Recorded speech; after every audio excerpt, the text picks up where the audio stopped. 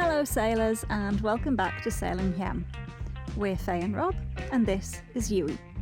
As you may recall, we're in beautiful Sardinia and our very old Windlass finally retired. So we bought a new one, but the new one arrived all smashed up. So we waited around for a new one. Turns out the new one was still a bit smashed up, but less so. So join us on installation day. This is the Sailing Yam amateur guide to installing a Maxwell RC88 windlass. Oh, and we'll also make some delicious traditional Sardinian food. And have some fish and chips. Sort of. Let's get on with it.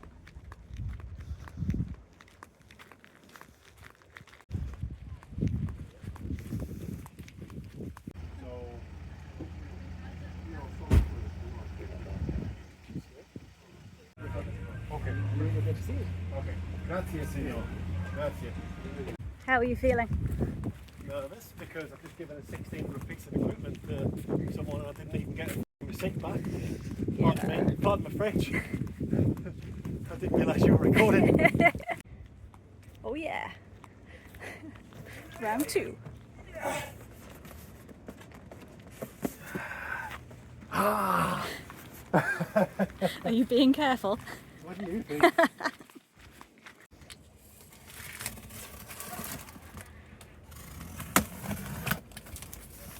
Okay, it's a box within a box this time, which is arguably what it should have been the first time, and it's a box with packaging around it as well. Look. So they do learn, which is nice.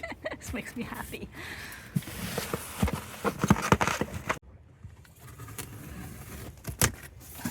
Well, look at the difference. Is that a look of relief? Well, yeah, I mean, this is what it's supposed to look like, right? Yeah. Just nice. It's still smashed about inside. Gosh. Look at that. This packaging that they use is absolutely terrible. Yes, it is. Well, let's check out the. Yeah, because see, it gets like in all the. I know. You don't want that in all the components. Well, nothing's bent anyway, so it can all be cleaned. But look at that. It's all destroyed with all that microplastic crap. So, and this motor's still bashed about. Look. Their packaging is still, I mean, it's terrible. Yeah, that stuff. Loads of them.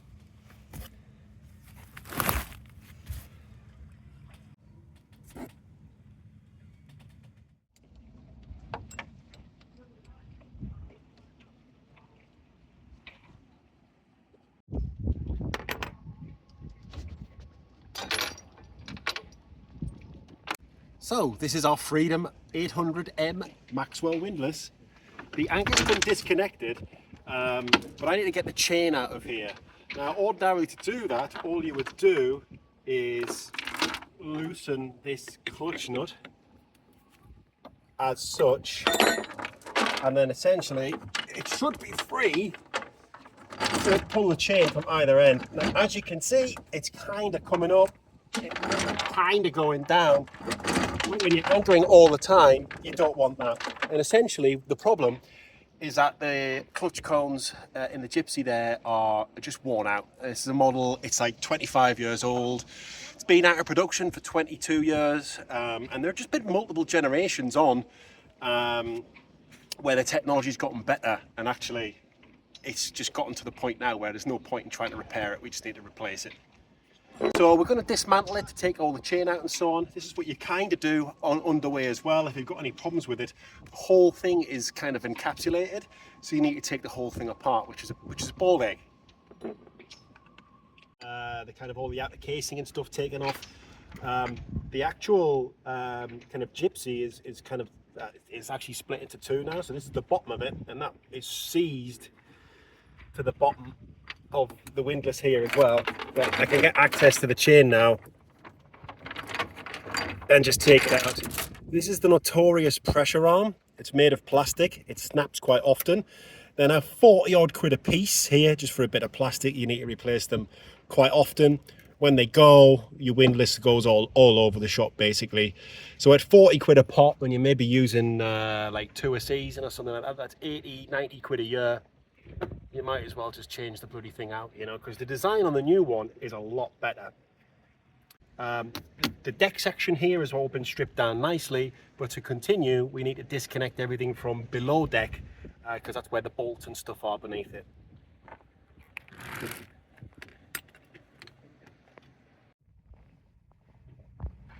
So step one is to disconnect the motor.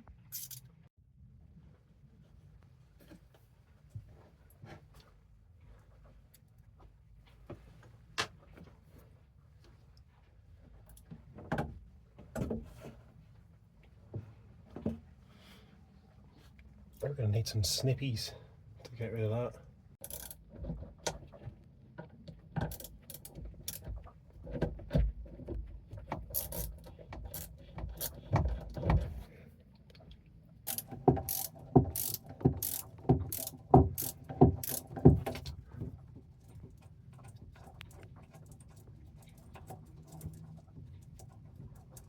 Oh, cut my finger. Okay, so that needs to be rotated or something then, does it? Removal of the gearbox an hour later. So there was supposed to be, if you can imagine, this is the gearbox and the main shaft coming down here to the bottom of there. There's supposed to be a little circlip there that you just pull and it releases and therefore allows you to drop the gearbox down. Of course ours didn't have one, so I was like, well, maybe it just doesn't have one. So we continued with the rest of the kind of deinstallation. Couldn't get the gearbox out for love nor money. I've been above deck, low deck, and you know, just about to get the hammer out. And our Faye, who I said, like, have a look at the hive mind, basically the design was changed from a circlip to these retaining rings here. So you've got to put a screwdriver in the keyway, jam them out, and then the bloody thing fell off. So tremendous Faye, but why did they, honestly don't understand why they don't like put these on the video. The video was made a year ago. Do you know what I mean? It's practically invisible as well. Like it just totally looks like invisible. it's part of the yeah, the that base. sits flat on there. So yeah, if you don't have a circlip and you've got these retaining rings, get your screwdriver or your squedgy in there and just wrench it off. Save yourself an hour. Holy shit, man.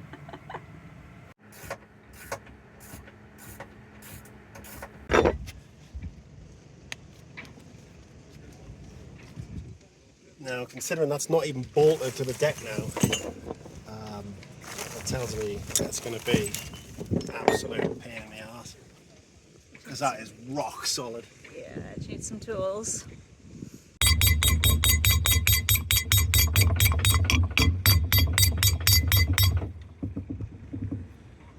Yes. This is ridiculous. It's a bolt job. I'm about to get it off. Got old trusty leverage.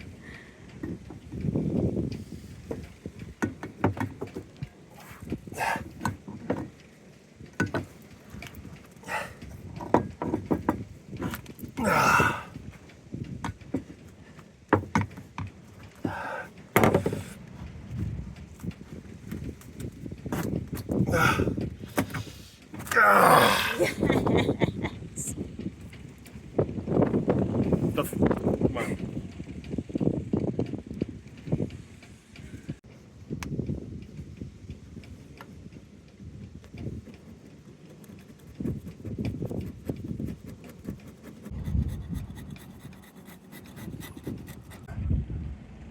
So now we've completely removed all the old windlass. We've got to clean this area down nicely. There's been a lot of old sealant used, as well as the foam gasket. In the installation guide it doesn't say to use any sealant, it just says to use the foam gasket, so I don't know whether this is a sign like use some sealant and stuff like that. I think I'm just going to follow the installation instructions for now, give the boat a wash down, monitor if any water comes through, and if there is then we'll address it.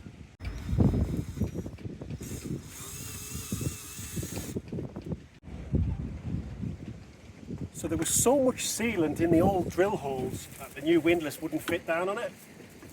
So we've had to drill out those holes really carefully because we don't want to enlarge the holes or anything like that, just to remove as much of that sealant as possible. As you can see now, it fits. Tremendous. So now everything's cleaned down and so on, we can fit the windlass to the deck. we've applied some butyl tape to the screws here because that's our preferred kind of sealant of choice. Although around here, this is quite an uneven surface because this is going to go through the hole in the deck here, which has got our gasket line there. I am going to put a lot of silicone around there just because it'll fill the hole a lot more like evenly, as it were.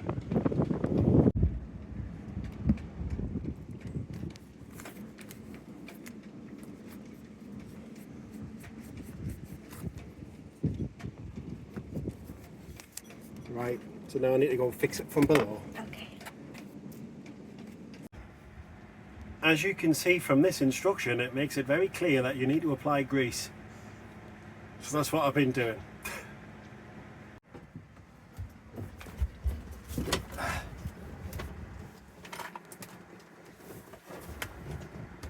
Ow.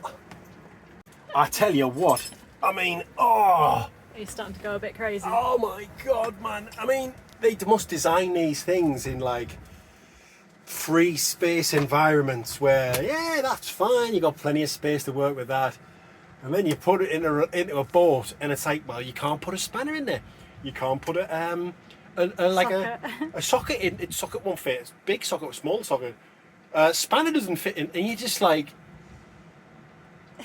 blah! But then you get it done eventually. And all is good with the world. So this is the new gearbox, this is the shaft, and this is the clip that I thought we were missing. It's all been greased up and whatnot. This is the motor here. That's all been greased up and attached all correctly as well. And now we've just got to do the electrical connections here. So in theory, we are done. So now we need to test the thing, the moment of truth.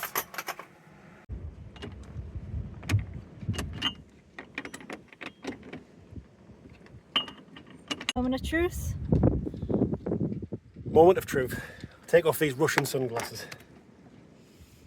Shall we? Yeah, press the button. 3, 2, 1. Oh, baby.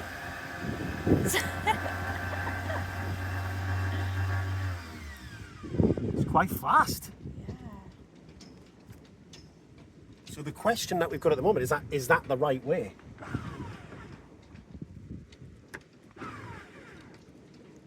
That,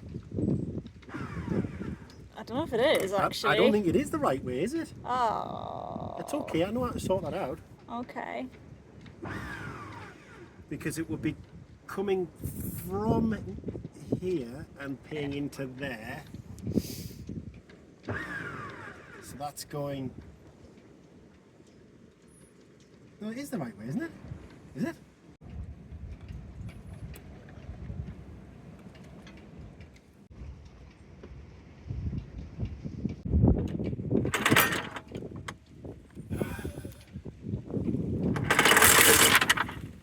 Goes off with a plumb, doesn't it? Oh yeah.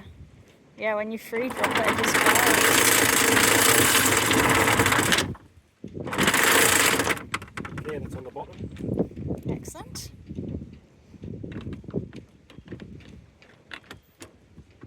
Okay. Alright. Now we retrieve. We retrieve.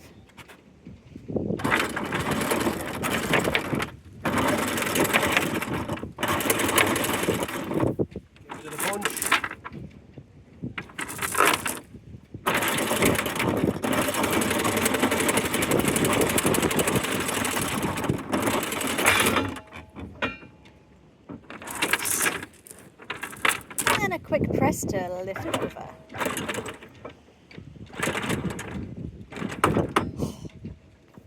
I mean, done it! Yes! So happy. Let's go get pissed. Job done. 6 hours from start to finish. By far the most difficult element of it was the removal of the old windlass. So that could be easier depending on, you know, how your boat's set up. But it was a drop in. The same cutouts worked, the same screw holes and stuff like that worked. The only thing we got left to test really is whether or not the installation is watertight.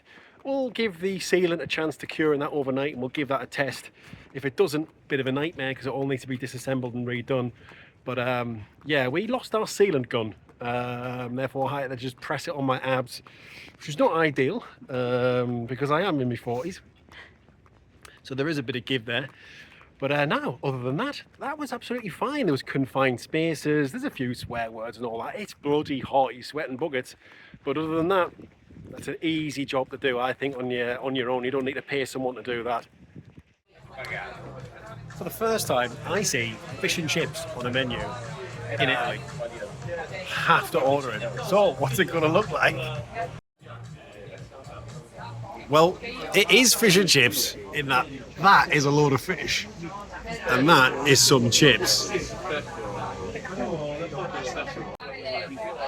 But really? Do you know something? It actually tastes really nice. The fries are nice and the fish is actually lovely. You just eat the whole thing, just what I do. Right, the whole thing down my neck. Tremendous. Technically, they're fish and chips. Yes. And we went around the whole UK having an entire chart of what were the best fish and chips, and then we decided to leave the UK and we started a new one with some in France, yes, on Bastille Day, and then we added in the Morrisons in Gibraltar.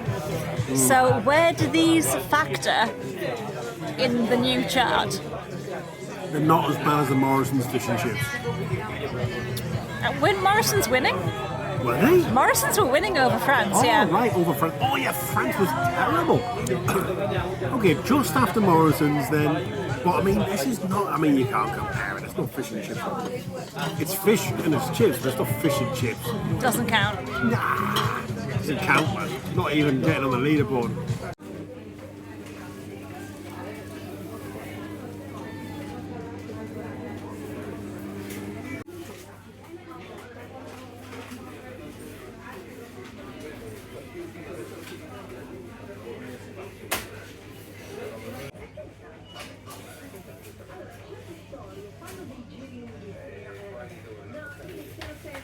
Well, look at this bounty of fresh ingredients.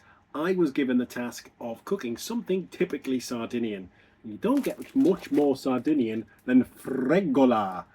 Fregola is a type of, I guess it's a type, is it a type of pasta? Have I said it? I don't know. It's anyway, it's made with semolina flour and water and rolled into little balls, and then those balls are put into a wood-fired oven and toasted, which is why you get all the kind of different little colours and stuff like that.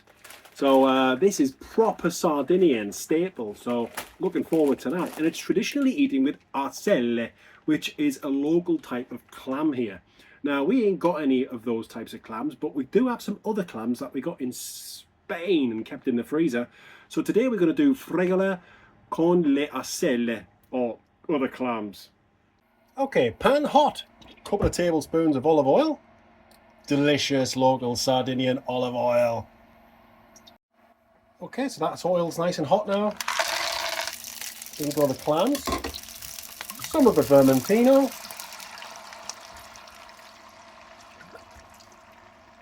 Lid on. Cook those clams.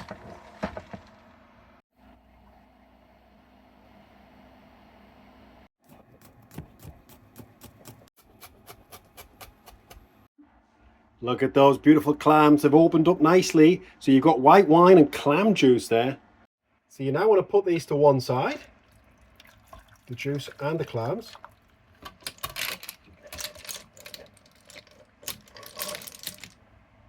Pan's back on. More oil. From in there, we're going to put our garlic and parsley. I'm just going to let it sit there for a second and just infuse in that oil. Oh, smell.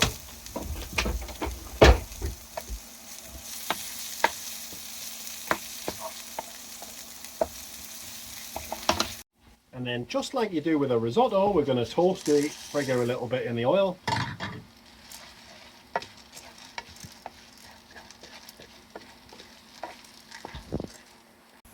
So now we want to add our passata and our clam and wine juice.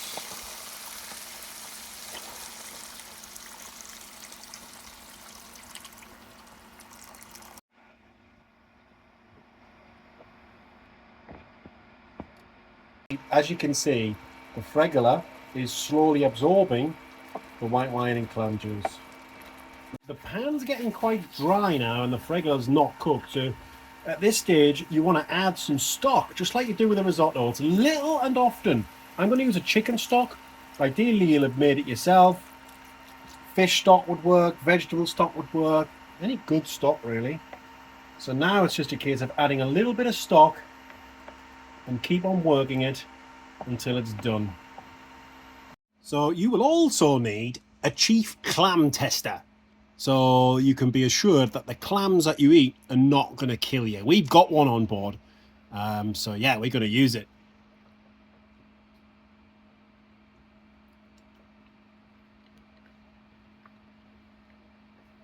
I think that's fine. Can I have a kiss? Thank you. So we're about done here. You can see that the sauce is lovely and oozy and thick. So now we add our clam meat. Not gonna lie, probably would have put some more in. That's all I had.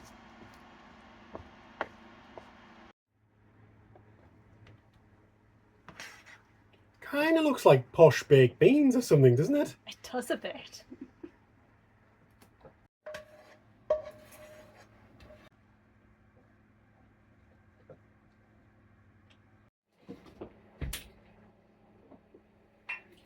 So Faye, it was you that set the task, so you've got to judge it.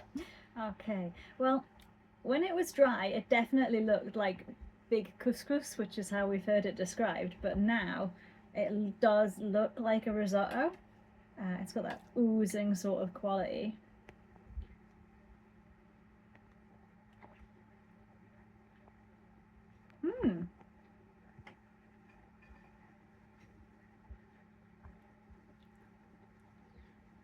That's really interesting because I thought the texture was going to be kind of crunchy, but it's like soft and more like bread-like, I would say. I would say that's what I thought. I think this is going to be deceptively filling. Like when we looked at it in the pan, we thought there wasn't that much, but I think this is going to be a good portion. Fregulicious. So there you have it. Peasant food, but hey, don't the peasants figure out how to feed themselves well for next to nout? That's a really cheap meal. Absolutely simple as out. Easy to do it on a board, and bloody hell man, absolutely lovely. Join us next time, sailors, when we put our new windlass to the test. Time to anchor again. Like, comment, share and subscribe, or buy us a coffee if you're feeling generous. Until next time, my nautical friends, fair winds.